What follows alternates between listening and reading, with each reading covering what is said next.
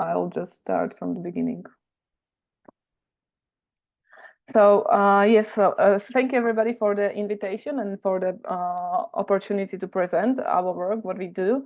We are a small NGO, and we work mainly with schools, with kindergartens, elementary schools, and secondary schools. So I will talk with the practice, with the experience, what we do with them. But I believe that you can find a lot of examples what can be done and realized in a university environment. And at the end of the presentation, I will summarize some of the tips that can be done for the university.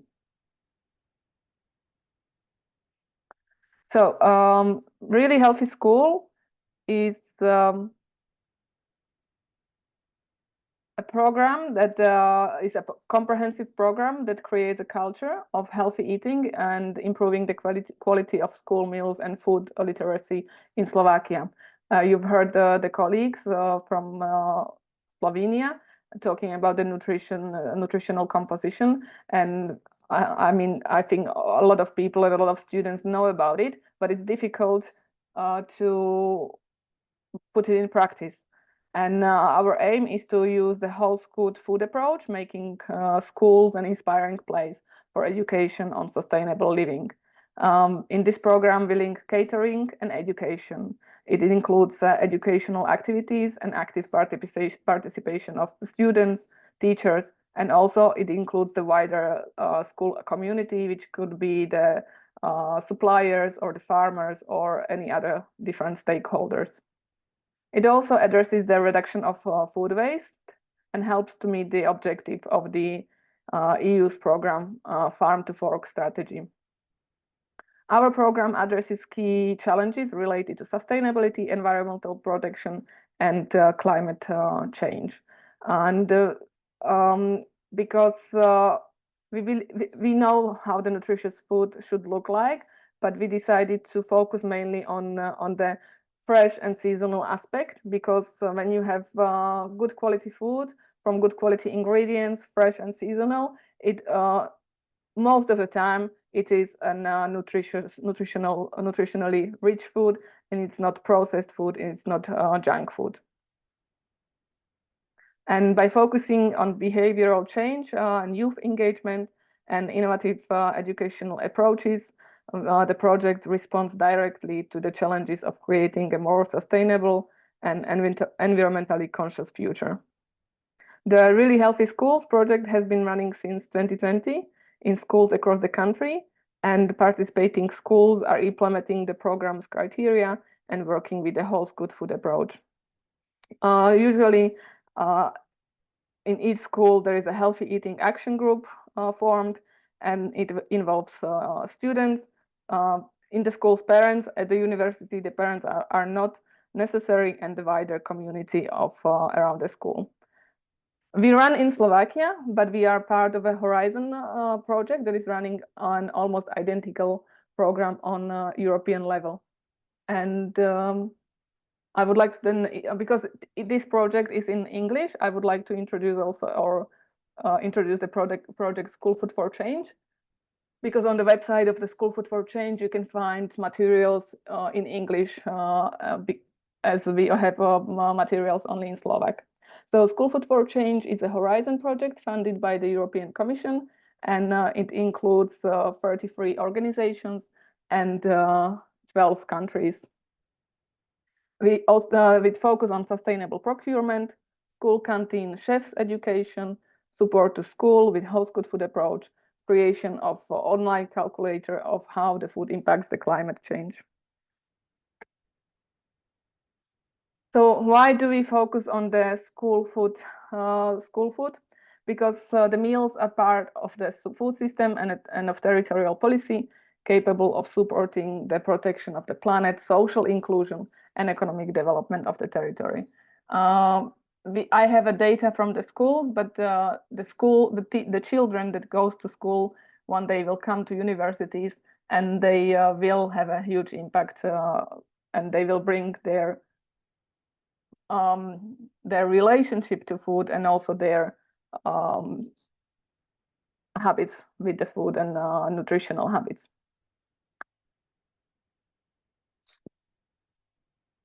So what is a whole good food approach?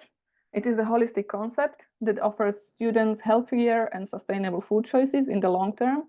And it's not just about food that is served in schools, but also about the food that comes from and how production impacts our environment and especially our health. Putting the whole good food approach into practice requires teamwork from school staff, cooks, children, and all other stakeholders. So we have 4 pillars, as you can see on these graphics, and I will talk a little bit more about the pillars now. So first one is a policy and leadership. It is very important to create a working group and also an action plan. Within this pillar, it is important to involve the students either at school or a university because they are adults and they can, even the children can be responsible for their choices. So they are really, the children really like to be involved, and they really appreciate it when their feedback is heard and acted on. So when the children are part of the group, or students are part of the group, and they come up with the solutions or ideas on how to solve a problem, how to improve the school canteen food or school canteen environment, and the school follows up on it and makes the changes, they are motivated to do more and create more ideas and more improvements.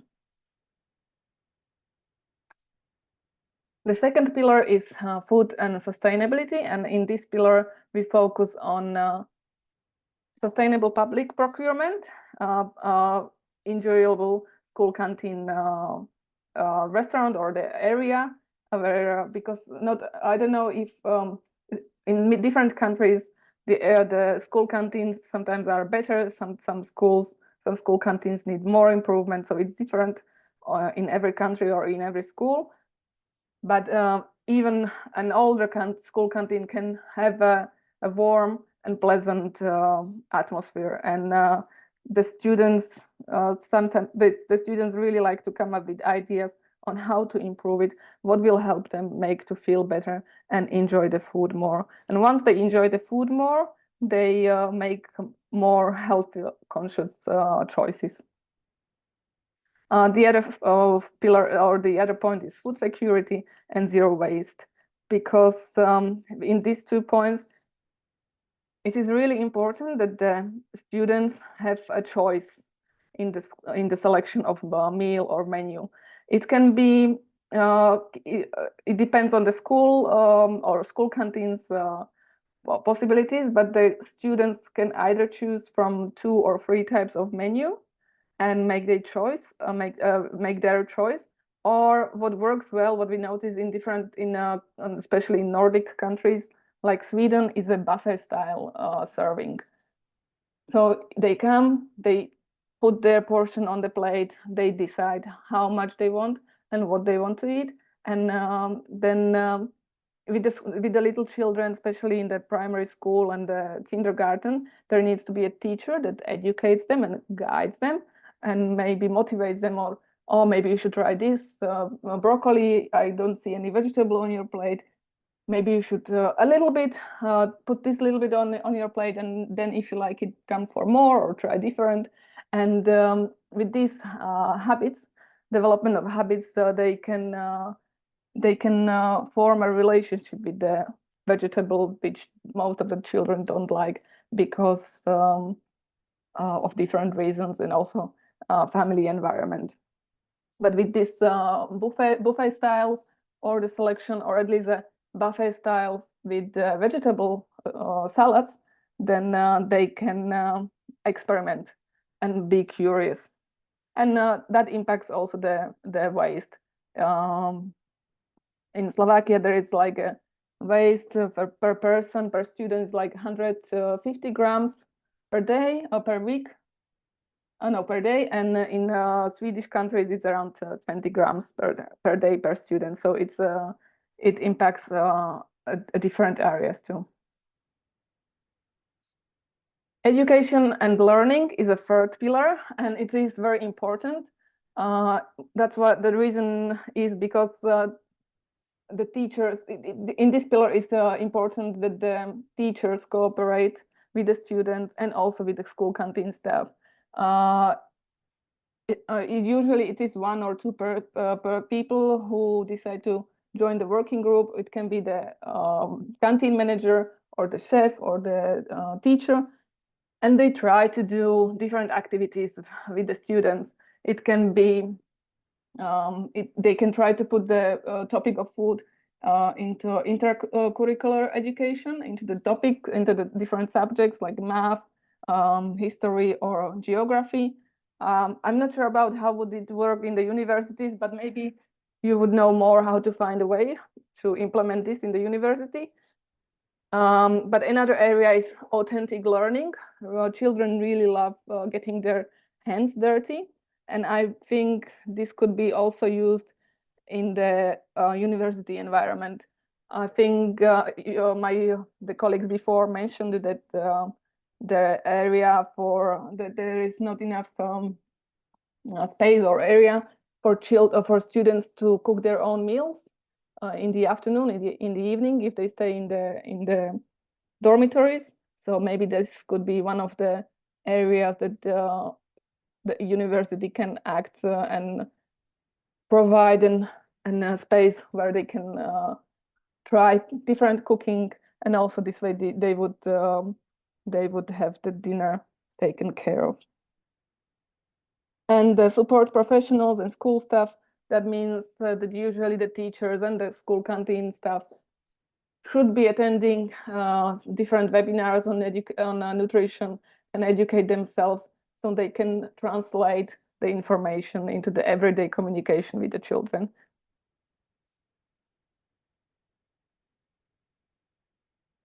And the last pillar is community and partnerships.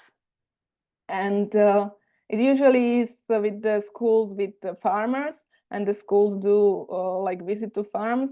I don't think that would be applicable for universities, but there can be partnerships with the local shops around the university, or another social network, or inviting different speakers and creating like canteen days or different markets or days, healthy days, healthy university days, where there is a feast and discussion panels and different activities on offer. So anything around the food, it doesn't have to be educational. It can be practical. It can be fun. It can be interesting for them. So we've created different methodologies for canteen staff. We have translated 3, the most important of them, and they will be available to share. And it's a tip for school canteen staff of what to do, a seasonal menu, and one more. I cannot remember now the name, but you will find it in the slides later. But if I want to summarize the tips for canteens, what is important for them and in their area of what they can influence, it's offering diverse variety of soups, spreads, and meals. The chefs, after a while, after a couple of weeks, they know what meals are most popular, and they stick to it. But that's they shouldn't give up so easily. They should kind of still make an offer of something new, not traditional and healthy, and slowly introduce it to the students. We call it also like a progressive exposure. You start it's with the smaller children, but you start with, for example, like meatballs, but you put like 10% of broccoli into it, and then in a month or two months you put like 20% of broccoli in the meat, and then slowly you have in a year you have in 6 months you have like 50% of broccoli and 50% of meat, and that reduces the meat composition and increases the vegetable, which is full of fiber and vitamins, as we've heard before. Another important thing for the school canteen staff is good quality of ingredients. as I already mentioned before, if you have fresh seasonal ingredients or good quality ingredients, then the meal is highly nutritious, and it is better than some pre-packed soups or instant soups or sauces or whatever, or other meals, or some snacks like baguettes and chips. If it is possible, maybe try to create a buffet food style, or at least a buffet for vegetable salads, so that the students can choose for themselves and experiment and try. And what is very important is collecting the feedback and the community development. That means maybe starting a dialogue between the students and the school canteen staff. It can be very easy. It can be like a box for a feedback where the students will drop their ideas, or maybe they will just try to praise the canteen staff and the cooks and the chefs, because as we worked with different chefs from the 12 countries from the School Food for Change project, I noticed that in every country, the position of a chef is very underappreciated and underrated. And we need to show them a little bit of love to say said simply, and to give them maybe a feedback. Oh, I really like this meal because it was very well done, or I like it. I would like to try this one again, or any other feedback, but positive feedback, because most of the time they get only the negative feedback, and they are working really physically hard, and to be always the ones to be blamed for that they didn't cook a good meal, it's not very motivating. So it is important to create a positive relationship between the diners and the school canteen.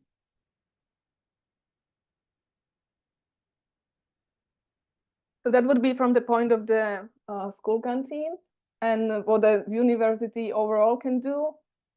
If it's in their resources and in their hands, maybe try to do the dining area more enjoyable. But it can be easy, as I said before, if they have a working group and the students come up with the ideas, maybe they will just do an art exhibition. They will put some posters, or maybe some educational flyers, or maybe they will find some resources how to make the sound proof, how to lessen the sound in the school canteens, because we know that the noise in the school canteen can be really high, and that is not a place where you want to spend a lot of time. So any things, and the students will come up with ideas what we never thought of, and they will try to find a way how to get it done. Have a good support, have a good relationship with the canteen staff, as I already explained.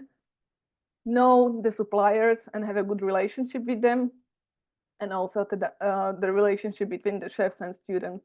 If it is possible, try to create a catering committee, or it can be a part of the students' parliament, a group of people, or the action group, as we call it in our schools, a group of people that are dedicated to improving the school canteen, the quality of the meals, and everything connected with it.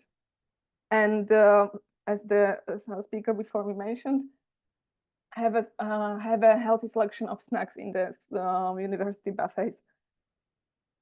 It's not good to throw out everything unhealthy, but maybe put the unhealthy snacks in a less visible area, and put the healthier selections in a more visible area, and ask the students again what they would like to have from these. Give them a survey, ask them what we can offer this selection of healthy food, which one would you prefer? And if they choose, you can be sure that it feels allowed, that it won't be standing in the buffet, because that's what happens a lot.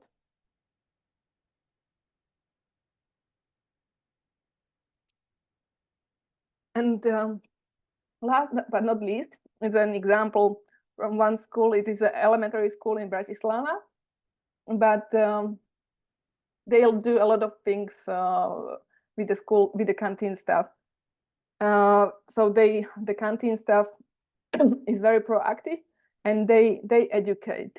They create opportunities how to educate the students and the parents, and also the staff educates themselves. They listen to trainings, to podcasts. They go to trainings and listen to webinars, and during when they finish the shift and cooking, and they are cleaning the kitchen, so they put on some podcast on and they listen to it.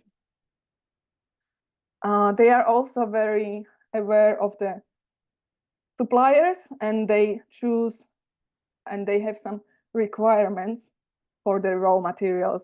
So they are very strict in what they want to buy and who they want to buy it from.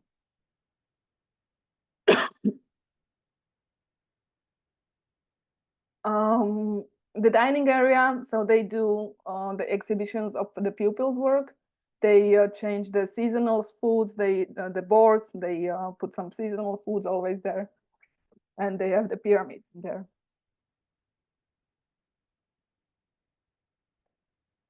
And they do extracurricular activities, which I think can be done also in the university.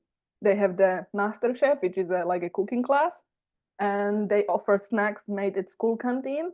So the school canteen doesn't make only lunch, but they also make the snacks offered in the school canteen during the morning break.